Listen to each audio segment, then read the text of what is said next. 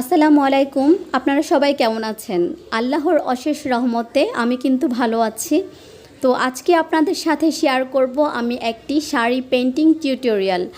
আর আপনারা অনেকেই হয়তোবা জানেন যে আমি শাড়ি পেইন্টিং করে থাকি। অ্যাকচুয়ালি আমি শুধু শাড়ি পেইন্টিং না, আমি শাড়ি, কামিজ, কুর্তি, বাচ্চাদের ড্রেস, পাঞ্জাবি, এক কথায় হ্যান্ড পেইন্টের কাজগুলো করে থাকি। যারা হচ্ছে আপনার এর আগে আমার ভিডিও দেখেছেন তাদের হয়তো এই সম্পর্কে ধারণা আছে বা জানেন, কিন্তু যারা এখনও পর্যন্ত আমার অন্য কোনো ভিডিও দেখেন নাই, এইটাই প্রথম ভিডিও, তাদের তো ধারণা নাই বা তারা জানেন না। ওনাদের উদ্দেশ্য করে আমি বলছি যে আমি হ্যান্ড পেইন্টের কাজ করে থাকি, ইভেন হচ্ছে আমি টেইলরিংয়ের কাজ করে থাকি।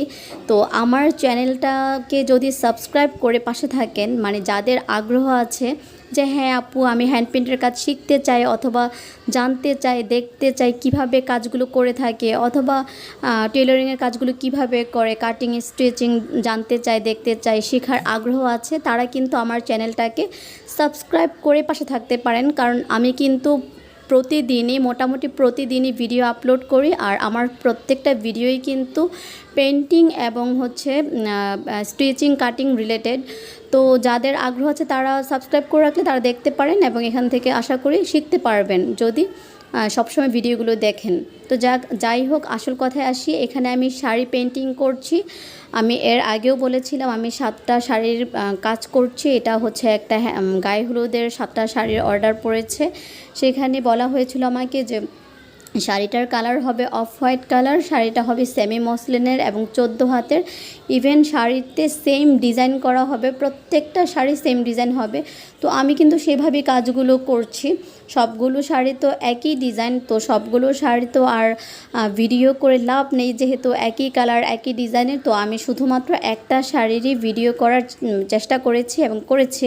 তো শাড়িটার ফাইনাল যে লুক সেটা আসলে আমি এখন দেখাতে পারি নাই, তবে পরবর্তী যে ভিডিও আসবে সেই ভিডিওতে শাড়িটার ফাইনাল লুকটা আমি অবশ্যই আপনাদের সাথে শেয়ার করব।